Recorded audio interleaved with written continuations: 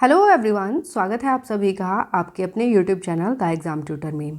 Friends, जैसा कि आप सभी जानते हैं कि जीके जीएस की सीरीज़ में हम कर रहे हैं आरआरबी एनटीपीसी के लिए बहुत ही इंपॉर्टेंट क्वेश्चन आंसर्स को। और इस सीरीज़ में ये हमारी 34th वीडियो है। इससे पहले 33 क्वेश्चन पेपर्स की वीडियोज़ मैं अपलोड कर चुकी हूँ। उनका लिंक आपको डिस्क्रिप्शन में मिल जाएगा। अगर आपने वो वीडियोज़ नहीं देखी हैं तो प्लेलिस्ट में जाकर देख सकते हैं। इन वीडियोज़ में आपको प्रीवियस ईयर क्वेश्चंस करवाए जा रहे हैं। फ्रेंड्स देखिए, अब तक हम 33 क्वेश्चन पेपर्स कर चुके हैं, जिनमें कि एक वीडियो में जो है 25 क्वेश्चंस होते हैं। तो इसका मतलब है कि अब तक हम 750 क्वेश्चंस जीके जीएस के कर चुके हैं। एग्ज़ाम की बात करें तो उसमें 40% जो क्वेश्चंस होते हैं वो प्रीवियस ईयर से ही पूछे जाते हैं। तो देखिए फ्रेंड्स, अगर जब तक एग्ज़ाम होगा तो तब तक हम अप्रोक्सीमेट 2K यानी कि 2000 क्वेश्चंस जीके जीएस के कर ले जाएंगे। और बीच बीच में जो भी मैं टॉपिक आपको बताती जा रही हूँ, जो क्वेश्चन से रिलेटेड हैं, जो काफ़ी इंपॉर्टेंट हैं टॉपिक एग्जाम के पॉइंट ऑफ व्यू से, आप उनको अच्छे से करके जाइएगा। बाकी ये जो प्रीवियस ईयर क्वेश्चंस करवाए जा रहे हैं, इनको अच्छे से करके जाइएगा, तो आपको एग्ज़ाम में इसका जो बेनिफिट है वो डेफिनेटली मिलेगा। देखिए फ्रेंड्स, वैसे तो ये वीडियो जो है आरआरबी एनटीपीसी के एग्जाम को ध्यान में रखते हुए बनाई गई है, लेकिन अगर आप किसी भी एग्जाम की तैयारी करते हैं जिसमें जीएस पोर्शन एक इंपॉर्टेंट रोल प्ले करता है, तो ये वीडियो आपके लिए काफ़ी हेल्पफुल रहने वाला है। तो वीडियो में एंड तक जरूर बने रहिएगा। तो बिना देरी करते हुए बढ़ते हैं अपने क्वेश्चन की ओर, जिसमें हमारा फर्स्ट क्वेश्चन है, which language gained most by the patronage given to scholars by Krishnadeva Raya. Krishnadeva Raya द्वारा विद्वानों को दिए गए संरक्षण से किस भाषा को सर्वाधिक लाभ हुआ। तो देखिए फ्रेंड्स, कृष्णदेव राय की बात की गई है क्वेश्चन में। तो कृष्णदेव राय कौन थे? तो ये विजयनगर साम्राज्य के शासक थे और तुलु वंश से संबंधित थे। किससे? तुलु वंश से संबंधित थे कौन? कृष्णदेव राय। और इनका जो शासनकाल था, इसे तेलुगु साहित्य का स्वर्ण युग भी कहा जाता है। क्या? तेलुगु साहित्य का स्वर्ण युग कहा जाता है कृष्णदेव राय के शासनकाल को। क्यों? क्योंकि इन्होंने तेलुगु भाषा को बढ़ावा देने के लिए विद्वानों को संरक्षण दिया था।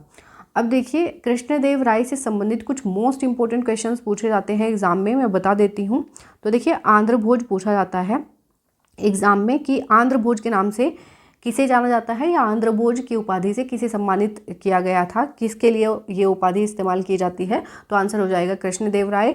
अभिनव भोज पूछा जाता है, तो ये भी, इसका भी आंसर क्या हो जाएगा? कृष्णदेव राय। आंध्र पितामह के नाम से किसे जाना जाता है? तो आंसर हो जाएगा कृष्णदेव राय।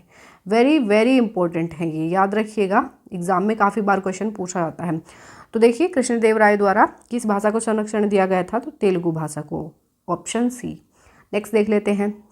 नेक्स्ट क्वेश्चन है हमारा, Who among the following national leaders did not opt to defend the case dealing with the trial of the soldiers of the Indian National Army in 1945?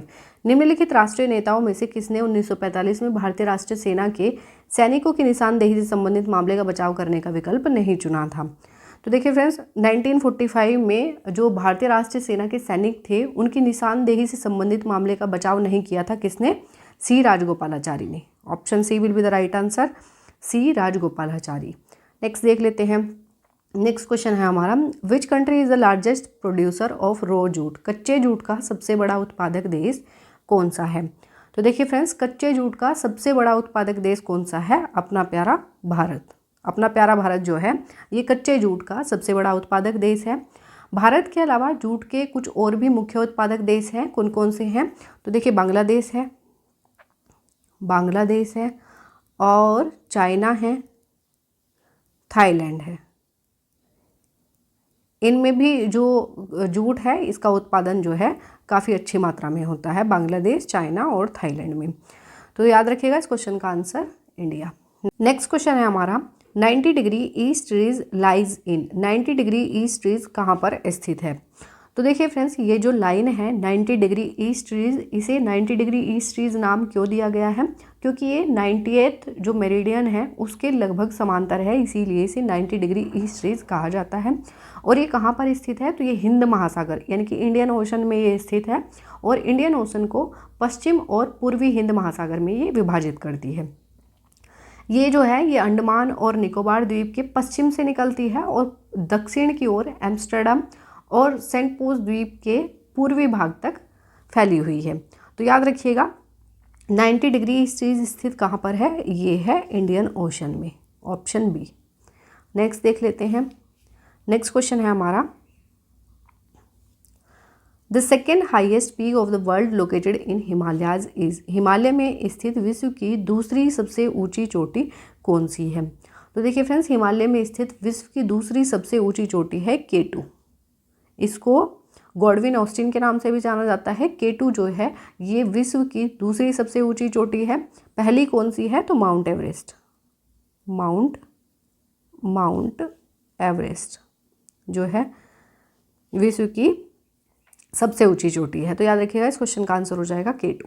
Next देख लेते हैं। नेक्स्ट क्वेश्चन है, विच of the following schedules of Indian constitution is related with the allotment of seats in Rajya Sabha? भारतीय संविधान की निम्नलिखित में से कौन सी सूची राज्यसभा में सीटों के आवंटन से संबंधित है? तो देखिए फ्रेंड्स, सीटों के आवंटन से संबंधित जो भारतीय संविधान की अनुसूची है वो है फोर्थ अनुसूची जो है ये राज्यसभा में सीटों के आवंटन से संबंधित है।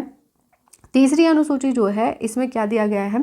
तो विधायिका के जो सदस्य हैं, मंत्री हैं, राष्ट्रपति हैं, यानी कि जो भी संवैधानिक पद हैं उनकी जो ओथ और अफर्मेशंस हैं, ओथ और अफर्मेशंस से रिलेटेड है थर्ड शेड्यूल।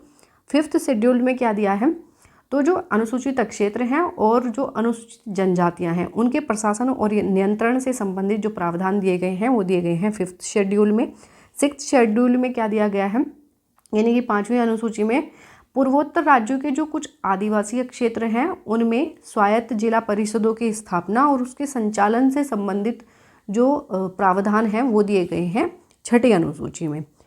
तो देखिए इस क्वेश्चन का आंसर हो जाएगा फोर्थ अनुसूची राज्यसभा में सीटों के आवंटन से संबंधित है। नेक्स्ट क्वेश्चन है हमारा, the basis of determining dearness allowance to government employees in India is, Bharat में सरकारी कर्मचारियों को महंगाई भत्ता निर्धारित करने का आधार क्या है?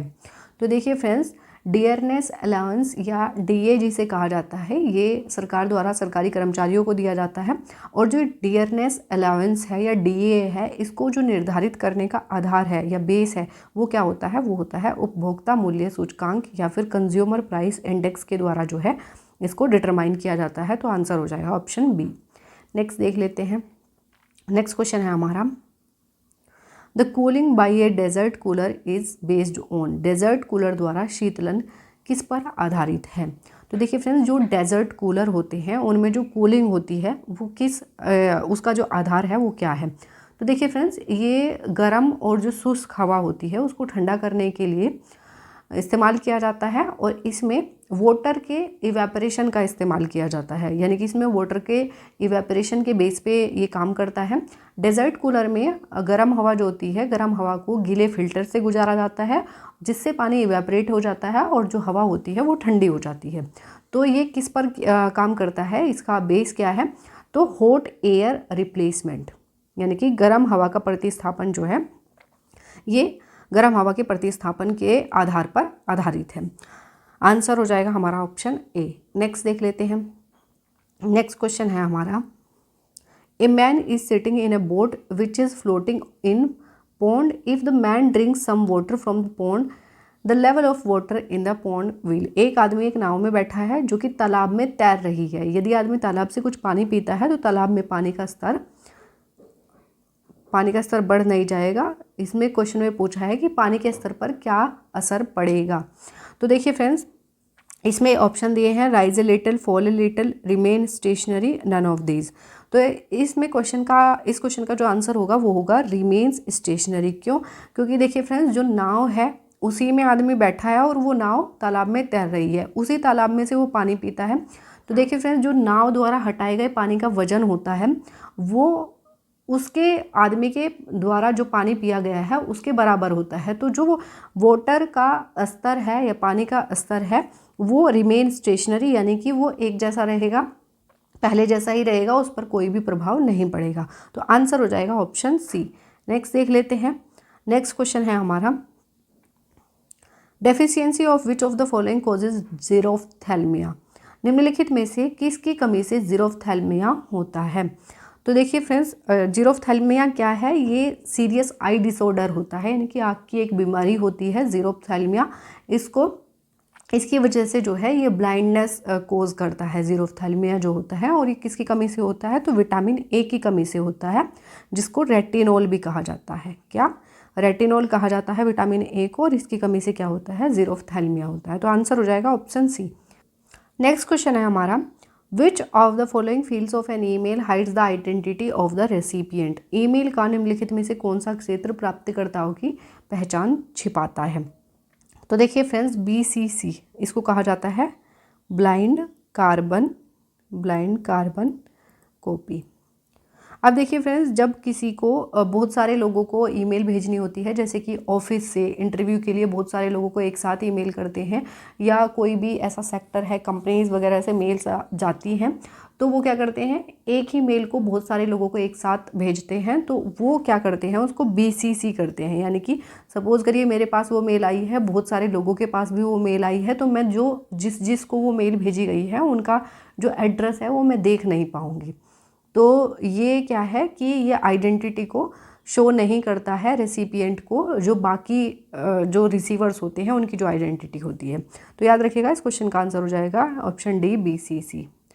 नेक्स्ट क्वेश्चन है हमारा, national agricultural cooperative marketing federation is known as. राष्ट्रीय कृषि सहकारी विपणन महासंघ को क्या कहा जाता है। तो देखिए friends, national agricultural cooperative marketing federation को कहा जाता है NAFED। क्या कहा जाता है, NAFED कहा जाता है, national agricultural cooperative marketing federation को। नेक्स्ट देख लेते हैं। नेक्स्ट क्वेश्चन है हमारा, in which city is Aishbagh stadium situated. Aishbagh stadium किस शहर में स्थित है।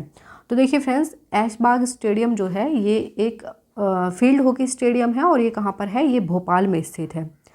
ये 1931 में जो है इसको बनाया गया था, और इसमें 15,000 से ज़्यादा लोगों के बैठने की कैपेसिटी है, जो ऐशबाग स्टेडियम है इसमें।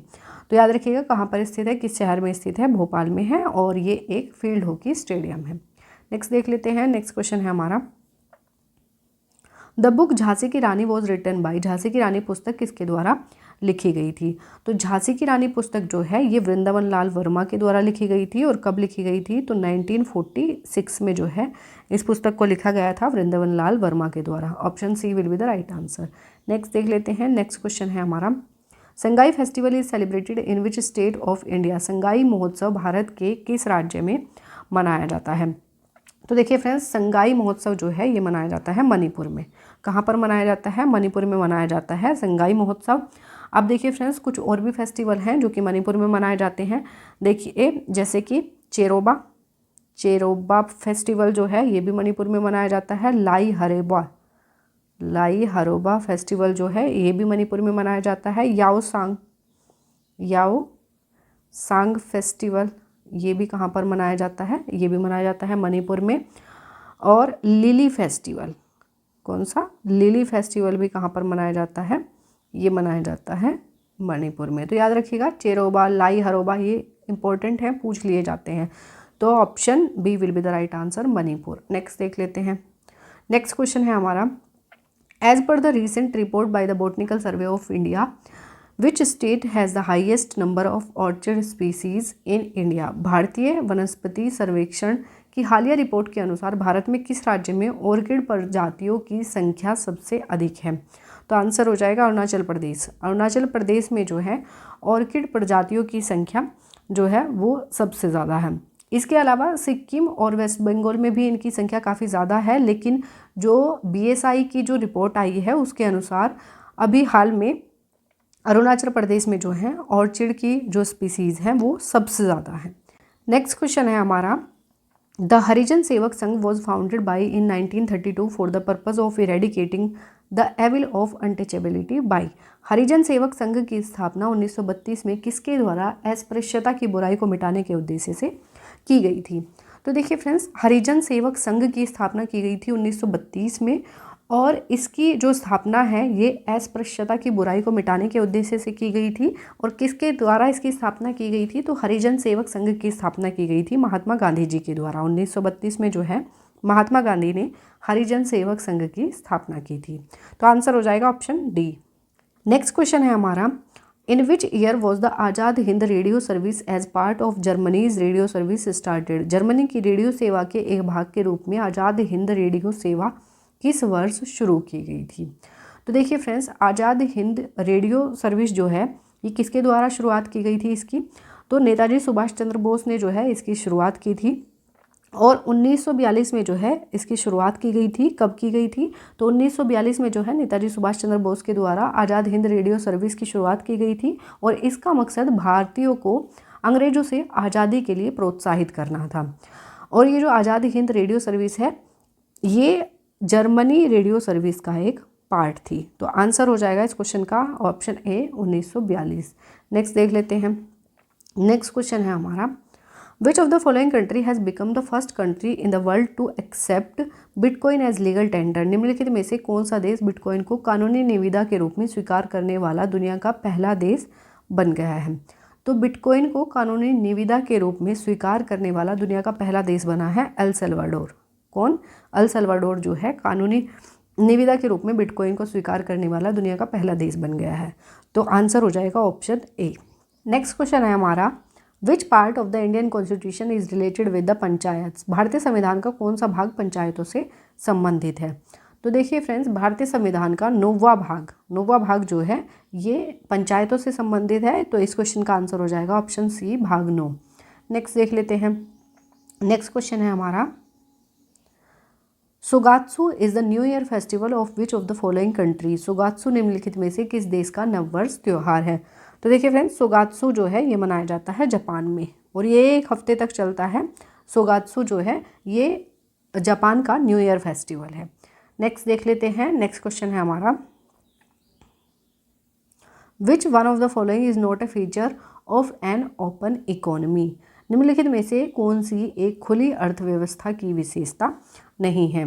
तो देखिए friends, freedom to foreign investment ये जो है ये ओपन इकोनॉमी का एक फीचर है। डेलिसेंसिंग ऑफ इंडस्ट्रीज़ ये भी जो है ये एक ओपन इकोनॉमी का फीचर है। But restrictions on large scale industries ये जो है ये ओपन इकोनॉमी का कोई भी फीचर नहीं है। तो इस क्वेश्चन का आंसर हो जाएगा option C, restrictions on large scale industries. बाकी फ्रीडम टू इम्पोर्ट टेक्नोलॉजी जो है ये भी ओपन इकोनॉमी का एक फीचर है। तो इस क्वेश्चन का आंसर हो जाएगा ऑप्शन सी। नेक्स्ट देख लेते हैं। नेक्स्ट क्वेश्चन है हमारा, What is the address of the cell in the 10th row of the 5th column in an MS Excel worksheet? MS Excel worksheet में 5वें कॉलम की 10वीं पंक्ति में सेल का पता क्या है? तो MS Excel में 5वें कॉलम की जो 10वीं पंक्ति होती है उसकी सेल का जो एड्रेस होता है वो होता है E10। क्या होता है? आंसर हो जाएगा E10। नेक्स्ट क्वेश्चन है हमारा, What is the approximate percentage by weight of oxygen in the Earth's crust?